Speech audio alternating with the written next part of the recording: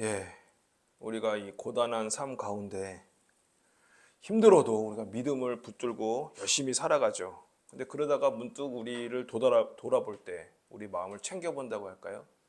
우리가 돌아봤을 때에 그 우리의 마음 한켠 깊숙한 곳에 힘든 마음이 자리 잡고 있는 것을 느낄 때가 있습니다. 나는 왜 이렇게 힘든가? 또 하나님을 믿는다는 것이 왜 이렇게 버겁게 느껴지는가? 믿음 생활이 깊어질수록 오히려 이 질문은 더 깊어집니다. 처음 믿었을 때의 그 뜨거움은 어디 갔는지, 기도가 응답되지 않는 것 같은 날들이 쌓이고요. 눈에 보이지 않는 하나님을 붙드는 일이 점점 낯설어집니다. 세상은 여전히 분주하고 삶은 여전히 고단합니다. 직장에서 치이고 관계에서 상처받고 몸은 예전 같지 않습니다. 그 모든 무게를 안고 주일 아침 이 자리에 앉았습니다. 오늘 본문은 베드로 전서 말씀입니다. 이 말씀은 서신서입니다. 서신서는 뭐죠? 편지글입니다. 그리고 베드로가 이 편지를 쓴 것은 수신자가 바로 이 힘든 사람들, 그렇죠? 정말 힘들게 신앙생활을 하고 있는 초대교회 사람들을 향해서 했습니다. 그들이 누구였겠습니까? 흩어져 있는 나그네들이고요. 낯선 땅인 본도, 갈라디아, 갑바도기아, 아시아, 비두니아에서 핍박을 견디며 살아가고 있는 성도들. 그들은요, 하나님을 믿는 이 믿음 때문에요, 사회적으로 소외당하고 재산을 빼앗기고 때로는 목숨의 위협까지 받았습니다. 그런 그들에게 베드로는 왜 열심히 살지 않느냐라고 다그치지 않습니다. 또 더 강해져야 됩니다라고 채근하지도 않아요. 그는 먼저 하나님이 하신 일을 선포합니다. 그것이 오늘 이 본문의 첫 마디입니다. 찬송하리로다 우리 주 예수 그리스도의 아버지 하나님이여. 여러분, 이 한 문장이 오늘 설교의 출발점이자 또한 목적지입니다. 우리의 삶이 어떠하든 우리의 감정이 어떠하든 하나님은 찬송받으시기에 합당하신 분이십니다. 그럼 왜 그런지를 베드로는 오늘 본문 베드로전서 1장 3절부터 9절까지 차근차근 하나하나 선포해 나가고 있습니다. 아무쪼록 오늘 이 말씀이 우리 모두에게 역사하시기를 바랍니다. 지쳐있는 분들에게, 소망이 흐릿해지신 분들에게, 그리고 여전히 믿음으로 버티고 있는 모든 분들에게 새로운 힘과 소망이 되는 귀한 말씀의 시간이 되시기를 간절히 소망합니다. 3절 말씀입니다. 방금 읽었죠? 우리 주 예수 그리스도의 아버지 하나님을 찬송하리로다. 베드로는 이 편지를요, 하나님을 찬송하는 것으로 시작을 합니다. 오늘 본문은 의미심장한 찬송의 시라고 볼 수도 있어요. 베드로 전서를 시작하면서요, 베드로는 이 성도들의 결단을 먼저 촉구하지 않아요. 또 그들의 노력을 먼저 칭찬하지도 않습니다. 가장 먼저 뭘 했습니까? 하나님이 하신 일을 선포합니다. 찬양하며 선포합니다. 3절 하반절입니다.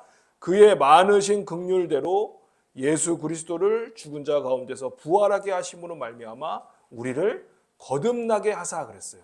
거듭나게 하사, 거듭남이 뭡니까 여러분?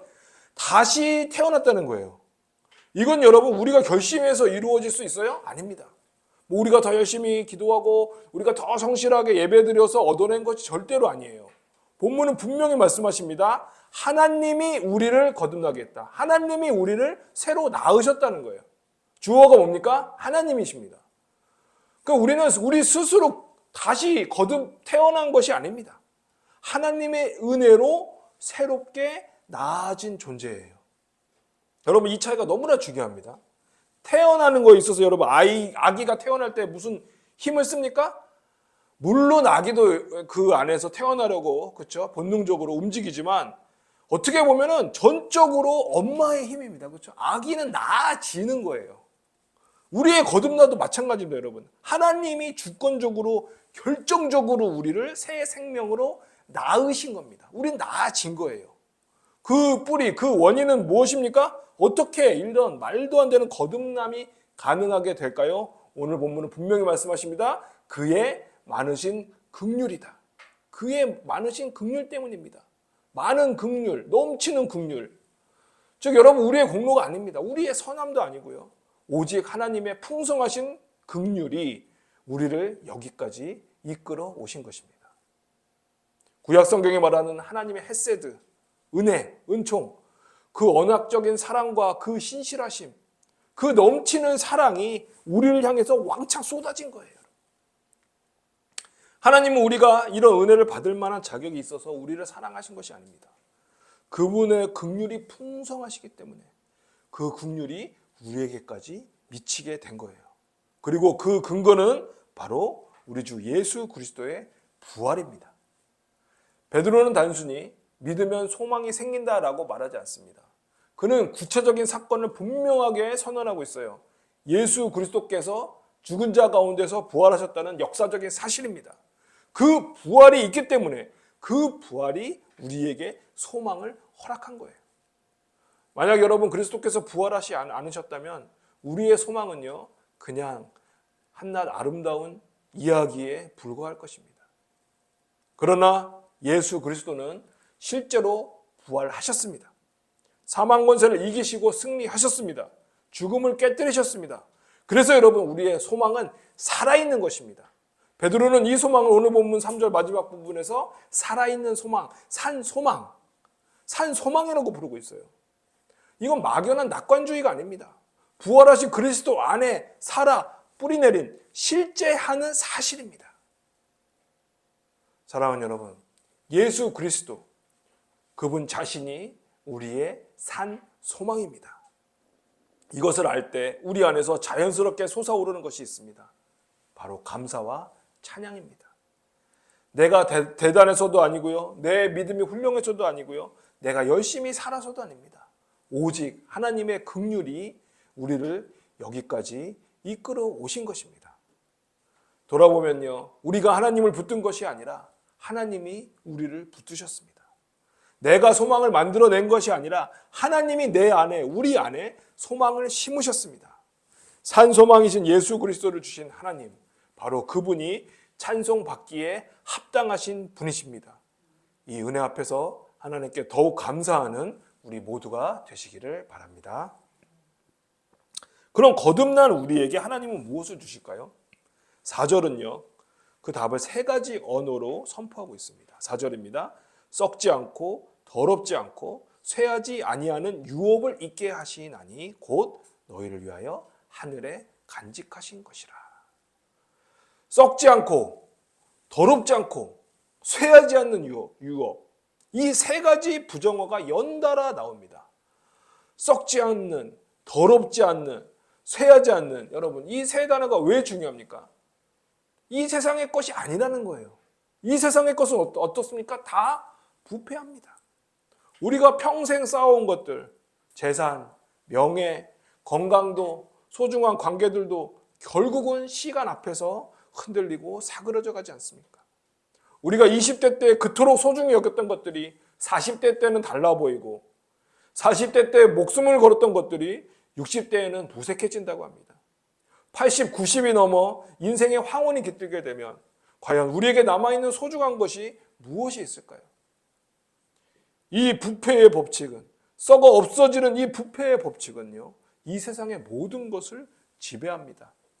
하지만 여러분, 이 하늘의 유업은 이 세상의 법칙 바깥에 있습니다. 차원이 다른 거예요, 여러분. 오염될 수 없고요, 시들 수도 없고요, 썩을 수도 없습니다. 세상의 시간이 이 유업에는 힘을 쓰지 못합니다. 그리고 이 유업은요, 하늘에 간직되어 있다고 분명히 말씀하고 있습니다. 이것이 너무나 중요합니다. 간직되어 있는 건 뭡니까, 여러분? 이미 완성된 상태로 보관 중이라는 거예요. 그러니까 우리가 더 노력해서 만들어가고 쌓아야 할 것이 아니라는 거예요. 이미 다 하나님이 다 만들어 두시고 다 예비해 두셨습니다. 우리가 자격을 갖추어야 받을 수 있는 것이 아닙니다. 마치 아버지가 자녀를 위해서 미리 모든 것을 준비해 두고 기다리는 것처럼 하나님이 우리를 위해 이미 미리 다 준비하신 것입니다. 히브리서 11장 16절에서 히브리서 기자가 바라본 더 나은 본향, 하나님이 손수 설계하시고 준비하신 그 하늘의 도성이 지금도 간직되어 있다는 것입니다. 그곳이 바로 우리 믿음의 선진들이 이 땅에서 나그네와 행인으로 살면서 바라보았던 그 본향이고 우리의 궁극적인 최종 목적지인 것입니다. 삶을 살면서요, 우리는 이 땅에서 무언가를 잃어버릴 때가 있습니다. 직장을 잃거나 소중한 관계가 무너지거나 건강이 꺾이는 순간들, 또 오랫동안 공들여왔던 일들이 하루아침에 무너지는 경험들, 또 아무리 노력해도 회복되지 않는 관계의 아픔들, 또 먼저 세상을 떠난 가족에 대한 그리움들, 그때 우리는요, 그것이 전부인 것처럼 무너집니다. 그 상실감이 너무 크게 느껴져서 하나님도 소망도 보이지 않는 것 같을 때가 있습니다. 하지만 여러분 기억하시기 바랍니다. 우리의 진짜 유업은 하늘에 있습니다. 이 땅에서 잃어버리는 것들이 있어도요, 하늘에 간직된 유업은 아무도 빼앗을 수가 없습니다.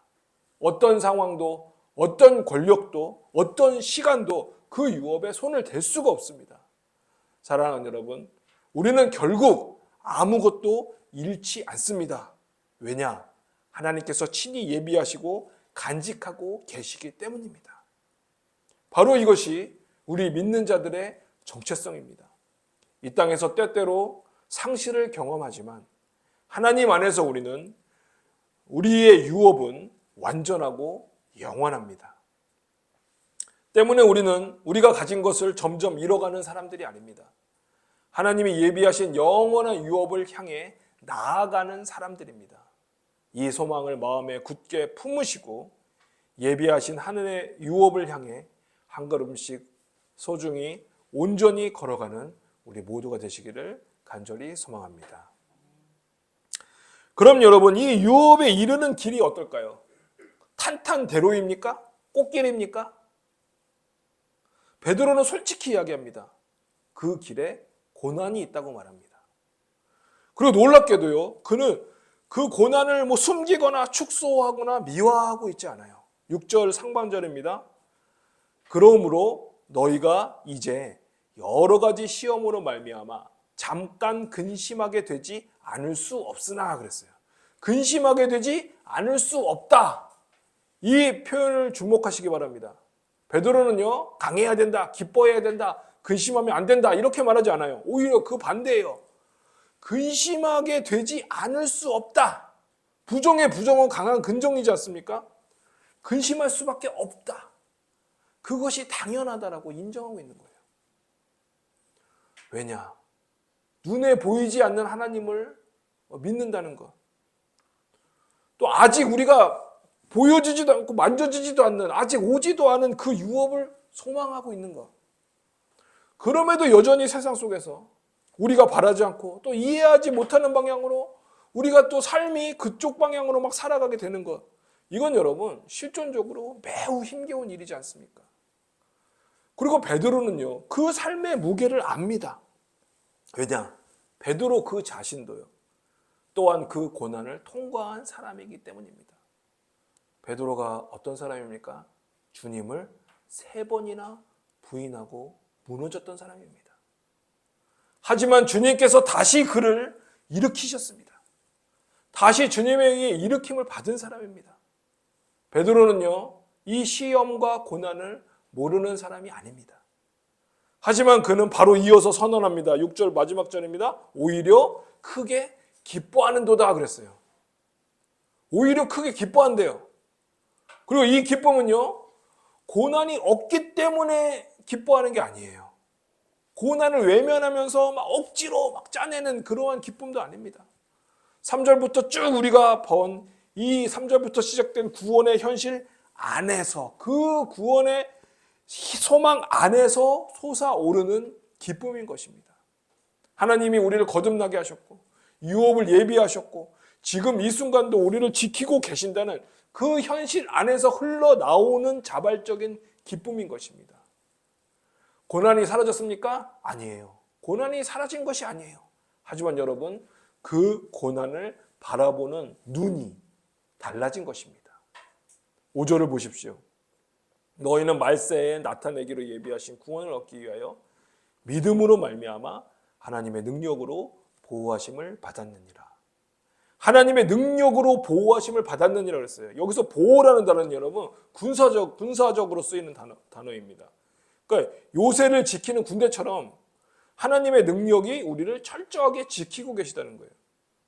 사랑하는 여러분, 우리가 흔들리는 것 같아도요, 우리를 지키시는 하나님의 능력은요 절대로 흔들리지 않습니다. 우리가 넘어질 것 같아도요, 우리를 붙드시는 하나님의 손은 우리를 절대로 놓지 않으십니다. 다시 한번 말씀드리지만 우리의 구원은 우리의 열심에 달려있지 않습니다. 하나님의 능력이 우리를 지키고 있습니다. 이것이 하나님의 보호하심, 우리 성도들의 안전함인 것입니다.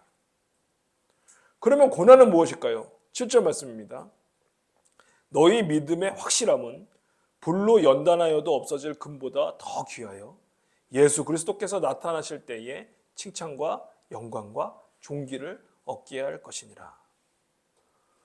뜨거운 불 속에서 여러분, 금을 정련을 합니다. 뜨거운 불에 금을 담그면 어떻게 됩니까? 금의 순도가 올라가겠죠. 그렇죠? 그리고 정련이 되는 거예요. 그것처럼 고난 속에서 믿음의 진정성이 드러나게 되는 것입니다. 고난은요, 믿음을 파괴하는 게 아니라 믿음을 더욱 귀하게 만드는 도구입니다. 금은 불 속에 들어가면 이물질들이 제거가 되고요, 순수한 금만 남게 됩니다. 우리의 믿음도 그렇습니다. 고난을 통과하면서 우리의 믿음에서요, 위선과 교만과 속임과 가짜인 것들이 다 떨어져 나가고 이제 순수하고 순전한 진짜 믿음이 더욱 선명하게 드러나는 것입니다. 그 정련된 믿음은 없어질 금보다 훨씬 더 귀합니다. 사랑하는 여러분, 이것이 바로 하나님의 위대하신 경륜입니다. 고난은요, 하나님의 계획 바깥에서 우연히 우리에게 맞닥뜨려진 그런 불청객이 절대로 아니에요. 하나님이 허락하시고 하나님이 계획하신 그 하나님의 큰 경륜 가운데 역사하시는 믿음의 정련 과정인 것입니다. 그리고 이 정련의 목적은 뭡니까? 예수 그리스도께서 나타나실 때에 칭찬과 영광과 존귀를 얻게 한다고 말씀하고 있어요. 그리고 여러분 8절에서 베드로는요, 믿음의 가장 깊은 역설을 선포하고 있는데요, 8절 말씀입니다. 예수를 너희가 보지 못하였으나 사랑하는도다. 이제도 보지 못하나 믿고 말할 수 없는 영광스러운 즐거움으로 기뻐한다고 그랬어요. 보지 못하지만 사랑합니다. 보지 못하지만 믿습니다. 그리고 말로 표현할 수 없는 영광스러운 기쁨으로 기뻐한다고 그래요. 여러분, 베드로는요, 예수님을 직접 봤어요? 못 봤어요? 봤죠. 3년의 공생애를 함께한 가장 예수님의 수제자라고 하지 않습니까? 직접 보았던 사람이에요. 하지만 여러분, 이 편지를 받는 수신자들은 예수님을 본 적이 있습니까? 없습니다. 그럼에도 그 수신자, 그 초대교회 성도들은 예수님을 사랑하고 믿습니다. 베드로는요, 이것을 신앙의 실패로 보지 않고요, 오히려 이것이 믿음의 본질이라고 선언하고 있는 거예요.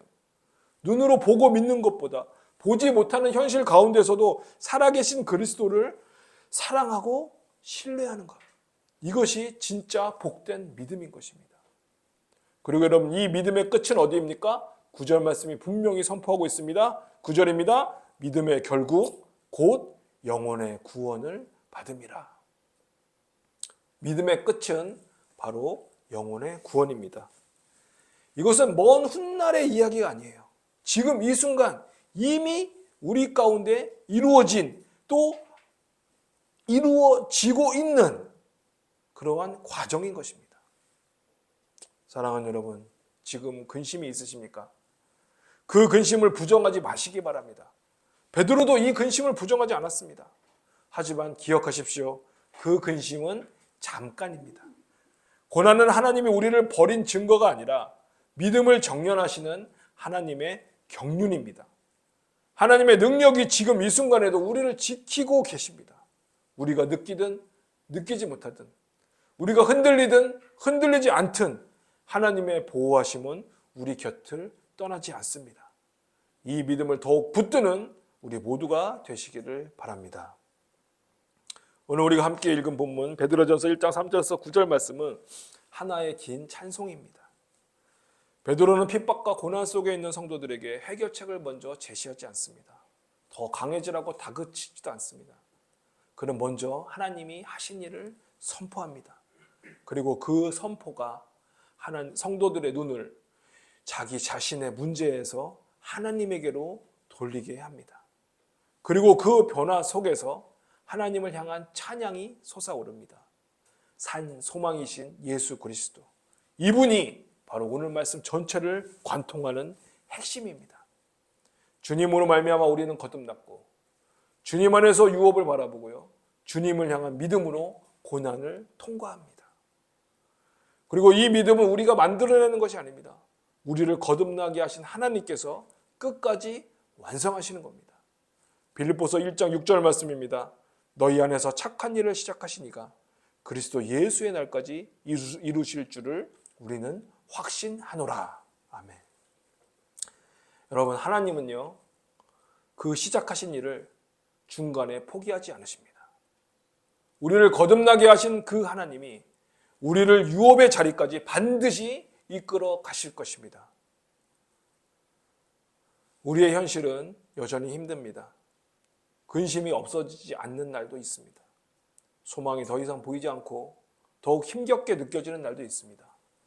그러나 우리를 거듭나게 하신 하나님, 영원한 유업을 예비하신 하나님, 지금도 우리를 능력으로 지키시는 하나님, 이 여호와 하나님이 우리와 함께 계십니다.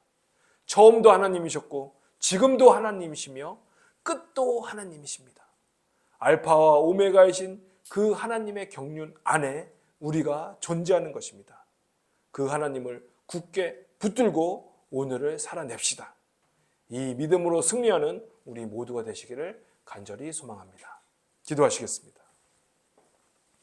사랑과 긍휼이 풍성하신 아버지 하나님, 오늘도 고단한 삶의 무게와 지친 마음을 안고 주님 앞에 나온 우리를 주님 외면하지 않으시고 또 오늘 말씀으로 우리의 눈을 열어주시니 감사드립니다.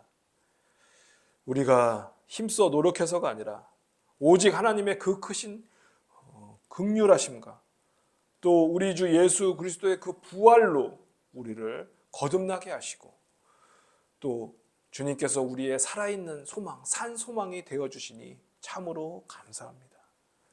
이 땅에서 우리가 겪는 이 아픔들과 이 상실들이 그것이 전부가 아님을 우리가 깨닫게 하여 주시옵소서.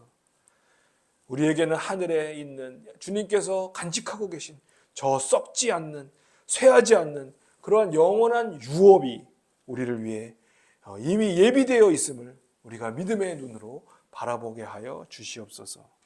주님, 우리는 너무나 연약합니다. 때로는 우리의 삶 가운데 여러 가지 시험이 닥칩니다.